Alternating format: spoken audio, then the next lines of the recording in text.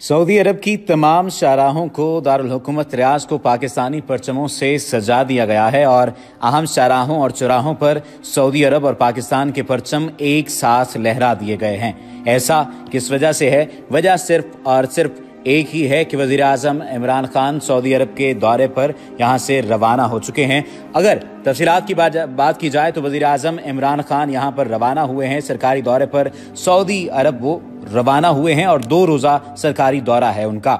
वज़ीर आज़म इमरान खान वफद के हमरा सऊदी अरब रवाना हुए। वज़ीर ख़ारजा शाह महमूद कुरैशी, वज़ीर ख़जाना असद उमर, वज़ीर इत्तलात फवाद चौधरी और वज़ीर आज़म के मुशीर अब्दुल रज़ाक दाऊद भी वज़ीर आज़म के हमरा रवाना हुए हैं।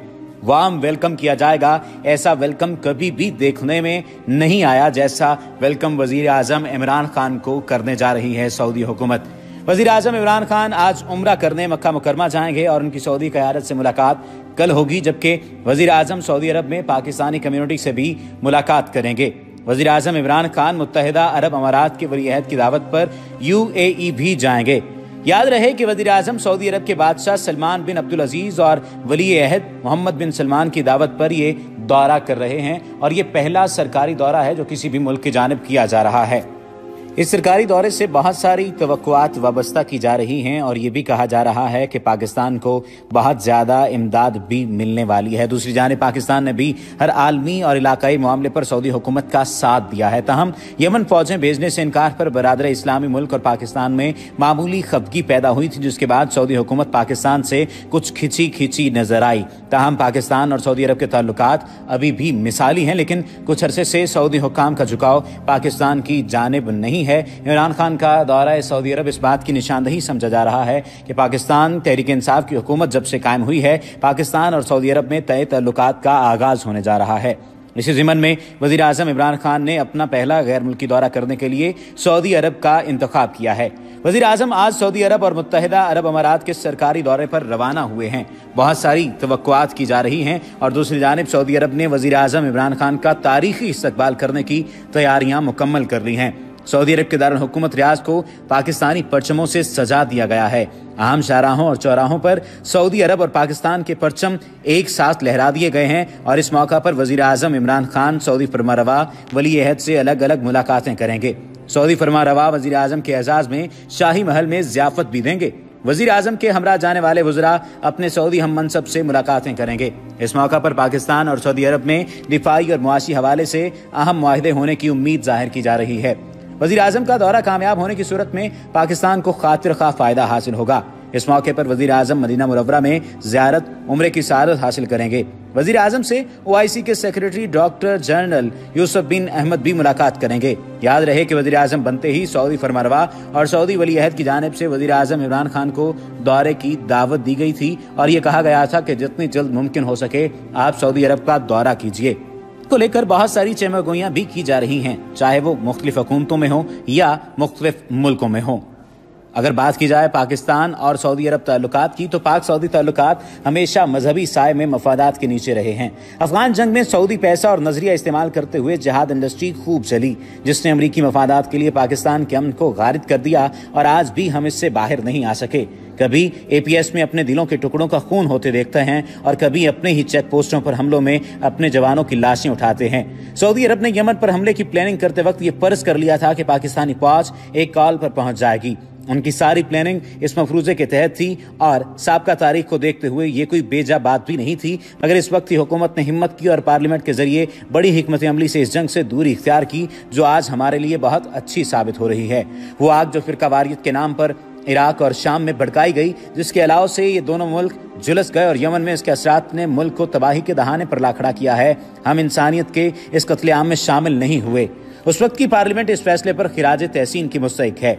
इस फैसले पर सऊदी रद्द-ए-अमल बड़ा शदीद था। उन्होंने हमारी दुखती रग पर हाथ रख दिया और मोदी को सऊदी अरब बुलाया। इस दौरे में मोदी को बहुत ज्यादा प्रोटोकॉल दिया गया और साथ में उसे सऊदी अरब के सबसे बड़े सिविल एजाज से भी नवाजा गया। ये पाकिस्तान के लिए पैगाम था कि तुमने हमारे कहने पर अमल नहीं किया, हम इसकी सजा देंगे। मोदी को अवार्ड देने पर जहां अहले पाकिस्तान के दिल दुखे, वहीं अहलियाने मकबूजा कश्मीर के दिल भी बेकरार हुए, क्योंकि हरमैन की वजह से हर शख्स इस अर्ज़े मुक़द्दस का एहतराम करता है।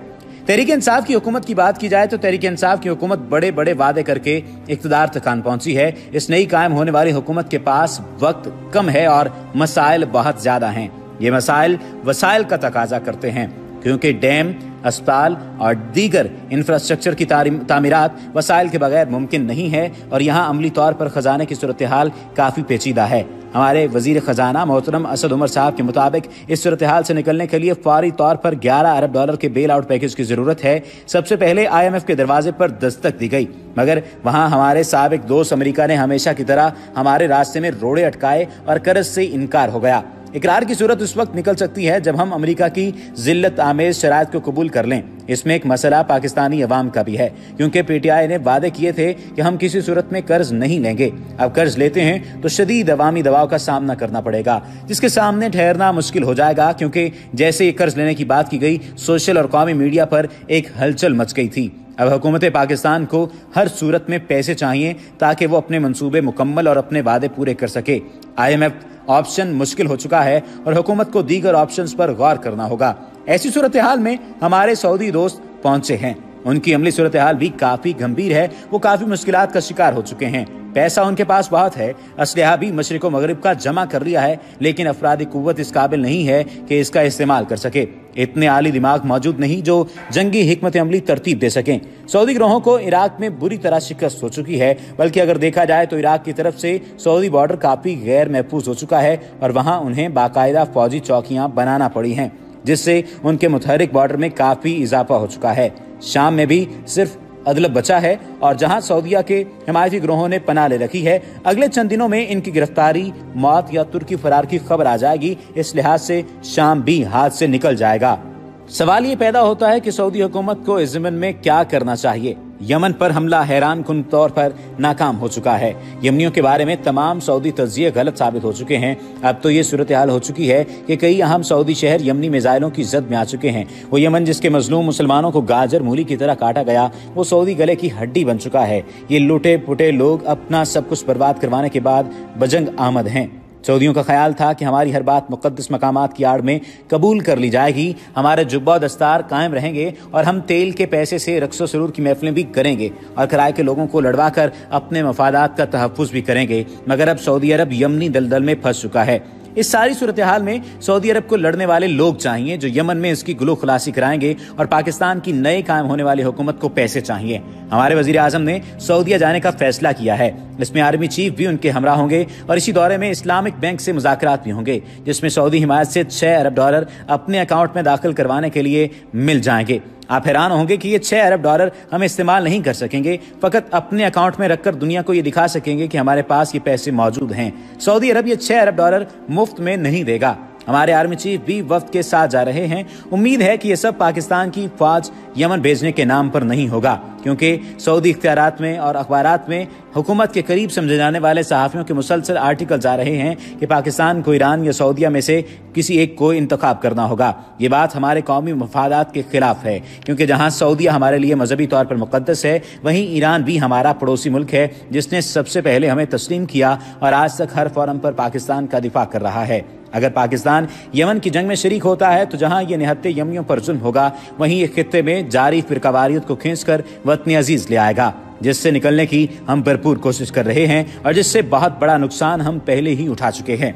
इसलिए यमन की जंग से दूर रहा जाए और पार्लियामेंट की करारदाद की कदर की जाए जिसमें यमन फौज न भेजने का कहा गया था, और इसमें वतन की बेहतरी नजर आती है। किसी सूरत पर ये तमाम तर फैसले मौखर कर दिए जाएंगे और पाकिस्तान और सऊदी अरब के ताल्लुकात को जिस नुक्ता नज़र से देखा जा रहा है, उसमें एक बात तो वाज़ेह तौर पर साबित हो चुकी है कि पाकिस्तान और सऊदी अरब के ताल्लुकात देरीना ताल्लुकात बेहतरी की जानिब गामजन हैं।